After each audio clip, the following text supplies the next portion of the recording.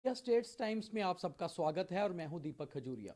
जिस तरह से पंजाब के किसान सड़कों पर हैं, उसी तरह से जम्मू कश्मीर के किसान इस समय डीडीसी चुनावों में व्यस्त हैं और वोटिंग और कैंपेनिंग में बिजी हैं। हमारे साथ हैं जम्मू कश्मीर के पूर्व उप मुख्यमंत्री कविंदर गुप्ता जी। उनसे जानते हैं कि बीजेपी का जो 73rd अमेंडमेंट को लेकर डीडीसी चुनाव कराने का एक प्रयोग है वो कितना सफल हो रहा है, और आने वाले समय में जम्मू कश्मीर में जो ग्राउंड लेवल तक डेमोक्रेसी को पहुंचाने का सिलसिले की बात केंद्र सरकार करती है उसको कितनी मजबूती मिलेगी। गुप्ता साहब का स्वागत है इंडिया स्टेट्स टाइम्स में। धन्यवाद जी। सर, सबसे पहले मेरा ये सवाल है कि पंजाब का किसान सड़कों पर है बिल के विरोध में, जबकि जम्मू कश्मीर का किसान तो कैंपेनिंग भी कर रहा है और वोटिंग भी दे रहा है। तो ये आपको क्या लगता है कि कहीं ना कहीं वाकई ही में जो है किसान जम्मू कश्मीर का खुश है और चुनावों में बिजी है? देखिए, ये कांग्रेस प्रायोजित वो है आंदोलन जिसको सरकारें हवा दे रही हैं और कुल मिलाकर के जो देश का माहौल ख़राब करना चाहते हैं। हालांकि जो किसान के हक में बिल पास हुआ, इसमें सभी जो पक्ष हैं किसान के हित में हैं और किसानों की जो मांगे रही हैं बड़ी देर से पेंडिंग, उन्हीं को रखा गया है। इस सारे संदर्भ में इतना कहूँगा, जम्मू कश्मीर में जहाँ तक सवाल है किसानों का, यहाँ सेब की खेती होती है, अखरोट की खेती होती है, यहाँ पर चावल बासमती जो हमारा सारा जम्मू बेल्ट में होता है, इन सभी को लेकर के किसानों को एक तो एक्सपोर्ट करने की भी पहले इनकी मांग थी। आज वो सारी चीज़ें होने से किसानों के हौसले बुलंद हैं और किसानों को लगता है कि जो मोदी सरकार डबल इनकम ऑफ फार्मर्स की जो बात करती थी वो उनके हक में हुआ है।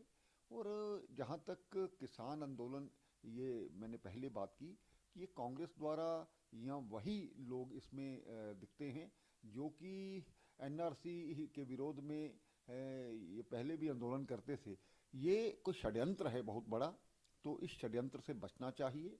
तो कुल मिलाकर के जहाँ तक जम्मू कश्मीर में डीडीसी इलेक्शन का सवाल है, किसानों में या दूसरे लोगों में एक जोश है और एक उनको लगता है कि पहली बार पूरे देश में 13 बार इलेक्शन हो चुके हैं पंचायतों के, पंचों सरपंचों के। लेकिन यहाँ 3 बार जो इलेक्शन हुए भी, उसमें भी बीच में उनके इलेक्शन करा करके छोड़ दिया गया। कविंदर जी, आप लगातार कैंपेनिंग कर रहे हैं, अभी भी आप कैंपेनिंग करके ही वापस लौटे हैं, लगातार किसानों से और गांव के लोगों से मिल रहे हैं। क्या जम्मू कश्मीर का किसान जो है किसान बिल को लेकर उसको कोई शिकायत तो नहीं? देखिए, किसी को भी शिकायत नहीं होनी चाहिए। शिकायत उन लोगों को है जिनकी अपनी मंडियां थी, अपना सब कुछ था, जो किसानों का शोषण करते थे और किसानों के सिर पर कमाई खाते थे। आज जिनका हजारों करोड़ रुपया उनकी जेब में जाता था, आज वही लोग कुछ भाड़े के लोगों को लेकर के इस प्रकार के आंदोलन को हवा दे रहे हैं। तो जम्मू कश्मीर में मैंने पहले कहा कि इस तरह का जो हमारा चावल जो पहले जम्मू कश्मीर से बाहर नहीं जा सकता था, अब जाता है। और एक बहुत आला किस्म का वो चावल है, वो बाहर जाकर भी बिकेगा तो किसान उससे फ़ायदा उठाने वाले हैं। सेब पहले ही बाहर जाता है और विशेष करके हमारे जो सरकार है उस पर सब्सिडी भी देती है, बहुत सी चीज़ों पर उनको किराया माफ़ किया जाता है। इस सारे संदर्भ में जम्मू कश्मीर का किसान खुश है ना, और पूरे देश का किसान खुश है। एक दो स्टेट्स को छोड़ करके जहाँ जानबूझ करके इस प्रकार का माहौल पैदा किया जा रहा है, वही कारण है। एक बड़ी चीज देखी गई है खास तौर पे कि इस बार के आंदोलन में जो खास तौर पे पंजाब में ज्यादा चल रहा है, कश्मीर का जो किसान है उसका भी कहीं कोई रुझान नहीं है, वह भी चुनाव में बिजी है। तो आपको लगता है कि कश्मीर के लोगों में भी एक बदलाव आया है और डीडीसी चुनावों को लेकर वो भी बढ़ चढ़ कर हिस्सा ले रहे हैं?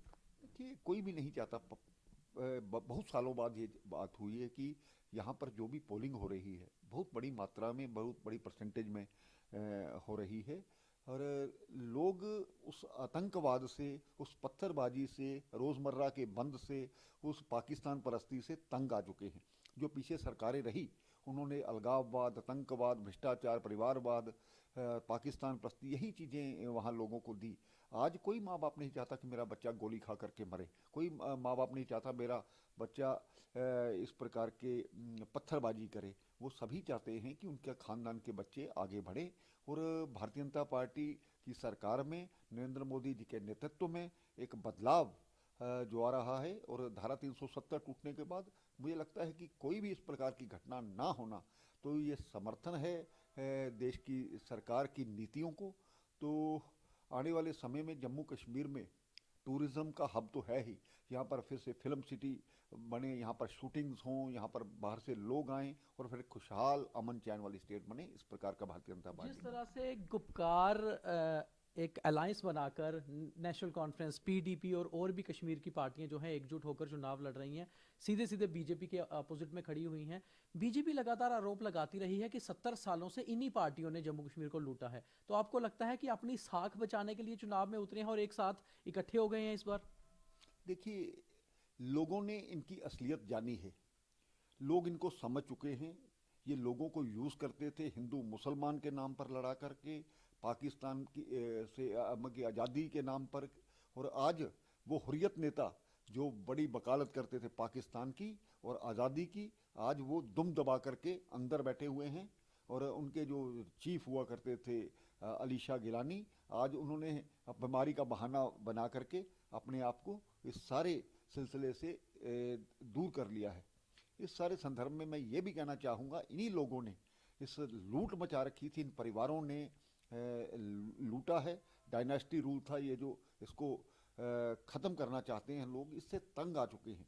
वही कारण है कि धारा 370 टूटने के बाद ना तो कोई बंद हुआ, ना तो कोई यहाँ पर मिलिटेंट्स का जनाजा जाता था, लाखों की तादाद में वहाँ पर लोग जाते थे। अभी 10 दिन पहले जो बीएसएफ की भर्ती हुई है, 30,000 नौजवानों का उसमें भाग लेना अपने आप में ये दर्शाता है कि वो कहीं ना कहीं राष्ट्र की मुख्य धारा में आना चाहते हैं।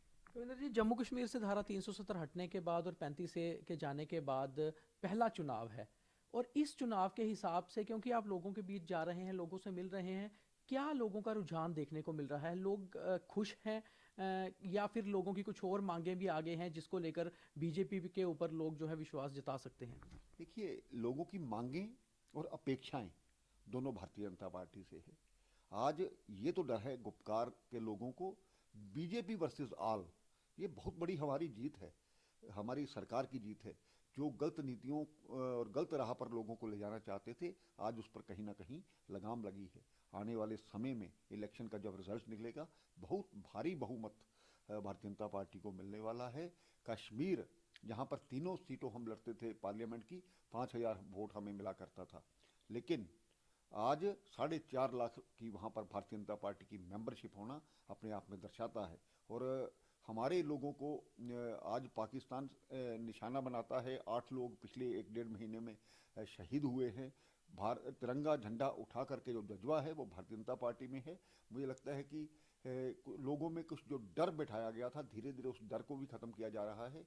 और ये आने वाला समय इस जम्मू कश्मीर की डेवलपमेंट के लिए, जम्मू कश्मीर की बेहतरी के लिए, ये बेरोजगारी ख़त्म करने के लिए एक बहुत ही उम्मीदें हैं जो लोगों को, वो पूरी की जाएंगी। रविंद्र जी, आपको लगता है या आप मानते हैं कि बीजेपी के लिए ये एक बहुत बड़ा लिटमस टेस्ट है ये चुनाव, कि ये देखना कि क्या वाकई ही में लोग 370 जाने के बाद खुश हैं बीजेपी से या नहीं? आपकी पार्टी के लिए एक बड़ा टेस्ट होगा?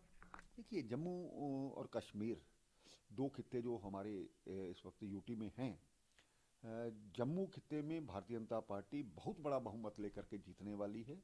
और जहाँ तक कश्मीर का सवाल है, एक टेस्ट है। हम तो ये चाहते थे कि लोग लोकतांत्रिक व्यवस्था सिस्टम में विश्वास करें, लोग वोट डालने आए। ये सबसे बड़ी जीत होगी, और बहुत सी सीटें लेकर के वहाँ भी जीतेंगे। और हमारा आधार वहाँ से पहले बहुत बढ़ने वाला है। और 70 साल की ये जो एक व्यवस्था इन्होंने बना करके रखी थी, उससे कहीं ना कहीं लोग निजात चाहते हैं।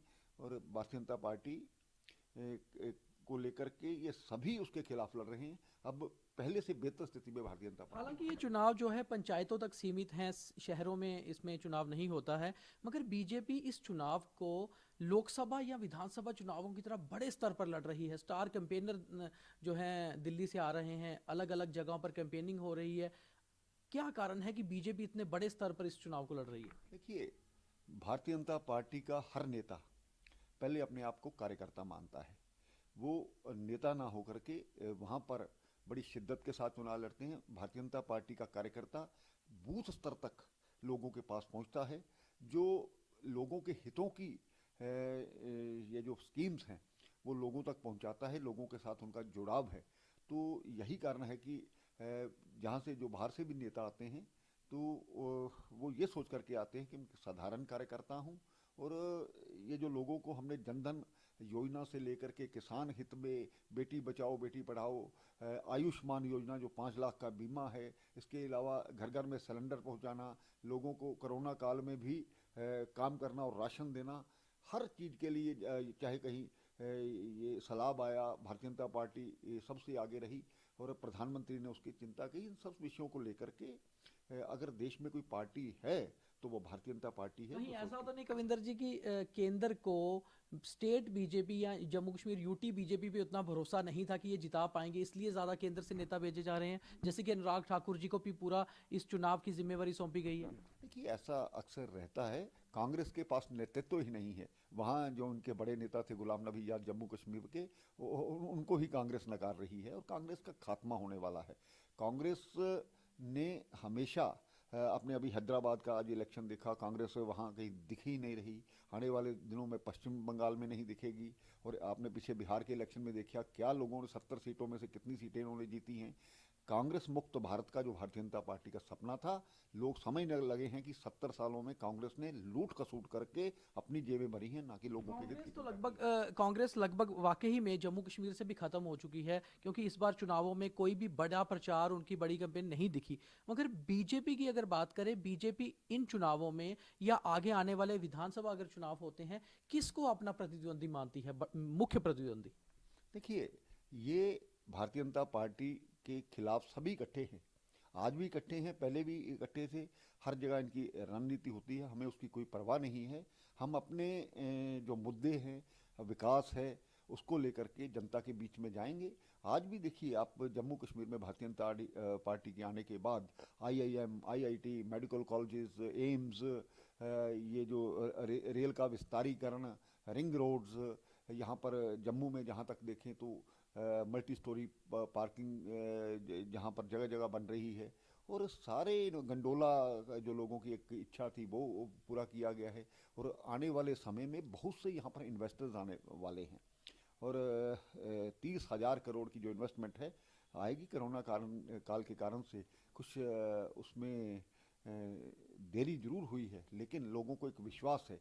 आज जो भी सड़कों पर लोग हैं वो भारतीय जनता पार्टी की ऑफिस में आकर भी अपनी बात कहते हैं, क्योंकि उनको उम्मीदें ही भारतीय जनता पार्टी रविंदर जी, है। आपने एक बयान दिया था कहीं पर, शायद कुछ मीडिया में, कि बीजेपी के दफ्तर के या बीजेपी नेताओं के घरों के बाहर इसलिए प्रदर्शन होता है क्योंकि लोगों को बहुत ज्यादा विश्वास जो है वो बीजेपी पे है, अपेक्षाएं उम्मीदें ज्यादा हैं। तो आपको वाकई में लगता है कि बीजेपी की तरफ लोग देखते हैं, जुड़े हुए हैं, इसलिए ज्यादा बीजेपी के ही विरोध में कई बार प्रदर्शन होते हैं? देखिए, ये साफ बात है कि ये जो आज सड़कों पर प्रदर्शन हो रहा है, चाहे वो 10+2 टीचर्स हैं, रैबरे ये जंगलात है, रैबरे शिक्षा है, जो भी इस प्रकार के बहुत से ऐसे, तो जिस प्रकार से 1 लाख लोग जो कहते हैं कि पीएचई में, पीडीडी में, दूसरे डिपार्टमेंट्स में लगाए, भारतीय जनता पार्टी ने नहीं लगाए हैं।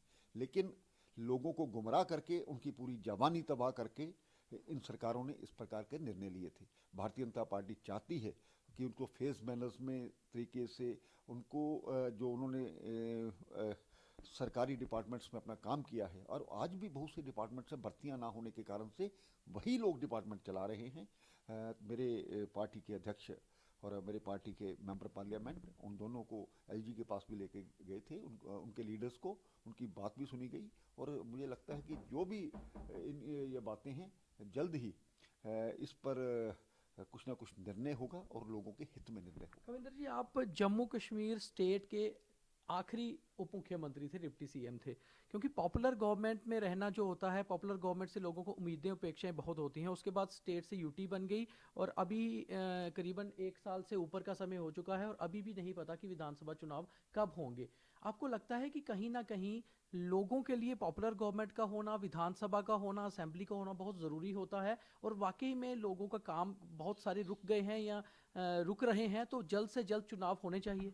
देखिए, धारा 370 टूटने के बाद एक एप्रीहेंशन थी कि यहाँ पर कुछ इस प्रकार के तत्व गलत अफवाहें फैला सकते हैं, कुछ लॉ एंड ऑर्डर का मसला था, उन सभी को देखते हुए केंद्र ने उसको अपने हाथ में लिया। ये ठीक है कि लोकतांत्रिक प्रक्रिया लोगों को अच्छी लगती है, कुछ विशेष कारणों के कारण से ये राष्ट्रपति राज या गवर्नर रूल लगाया गया, और लोग वही चाहते हैं कि अपना करीबी जो उनका चुना हुआ नेता है वो आए। मुझे विश्वास है कि जल्द ही इन सब विषयों पर विचार करके यहाँ पर एक लोकतांत्रिक सरकार आएगी, और जल्द आएगी।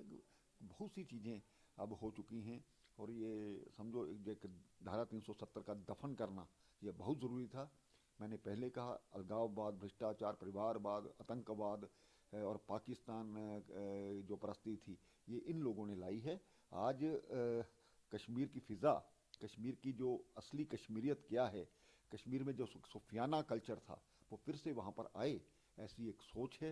लोग यहाँ पर अपनी इन्वेस्टमेंट करें, लोग पूरे देश से यहाँ आए, कश्मीर भारत का सरताज है, फिर अमन चैन यहाँ पर लौटे, इस प्रकार की। जम्मू कश्मीर के आप बड़े बीजेपी नेता हैं और लंबे समय से बीजेपी के साथ जुड़े हुए हैं। जब स्टेट बीजेपी के नेताओं का जो आपसी मत होता है, आप केंद्र की अपनी बीजेपी के सामने रखते हैं, तो आप बीजेपी का भी ये मानना है कि स्टेट जम्मू कश्मीर जो स्टेट थी, जो वापस स्टेट का स्टेटस देने का केंद्र ने एक वादा किया था, वह जल्द से जल्द होना चाहिए और जल्द से जल्द चुनाव होने चाहिए। क्या आप लोग भी ऐसा मत रखते हैं केंद्र के सामने? देखिए, मेरे देश का प्रधानमंत्री, मेरे देश का गृह मंत्री पहले ही से कहते हैं थोड़े हालात सुधरने के बाद स्टेट यहाँ पर बहाल की जाएगी, और भारतीय जनता पार्टी का यही मत है, और हमारे नेता पहले ही कह चुके हैं, और भारतीय जनता पार्टी जो कहती है वो करती है। कविंदर जी, एक आखिरी सवाल है कि जम्मू कश्मीर जो बीजेपी है, पिछली बार पीडीपी के साथ सरकार बनाई और केवल पीडीपी नहीं, बीजेपी के भी कई जो पूर्व मंत्री थे या पूर्व विधायक थे, उनसे भी लोग नाखुश नजर आए थे। तो क्या आने वाले समय में बीजेपी में एक नया विस्तार या फिर नए काफी सारे चेहरे देखने को मिलेंगे, या बीजेपी अपना एक नया रूप रिवाइव करने जा रही है जल्द ही? देखिए, बदलाव एक नियम है, और समय समय पर होना भी चाहिए। आज जिसने 6 साल पहले इलेक्शन लड़ा था, उसमें बहुत से ऐसे लोग भी होंगे कि जो कोई स्वास्थ्य के कारण से या दूसरे कारणों से, और देखते डेवलपमेंट को या दूसरी चीज़ों को देखते हुए ये बदलाव जो रहता है, तो मुझे लगता है कि उसी सारे संदर्भ में चेंजेस होना स्वाभाविक बात है। और जहाँ सरकारें रहती हैं, थोड़ी नाराज़गी भी रहती है, काम 100% नहीं हो पाते हैं। कुछ जो भारतीय जनता पार्टी और पीडीपी की सरकार रही, वहाँ पर समर्थन वापस लेने का एक कारण भी हम समझते हैं कि कुछ मन मर्जियाँ जब होने लगी, तो भारतीय जनता पार्टी पहले देश हित चाहती है, सरकारें हमारी प्राथमिकता नहीं है, उसी को देखते हुए हमने समर्थन वापस लिया।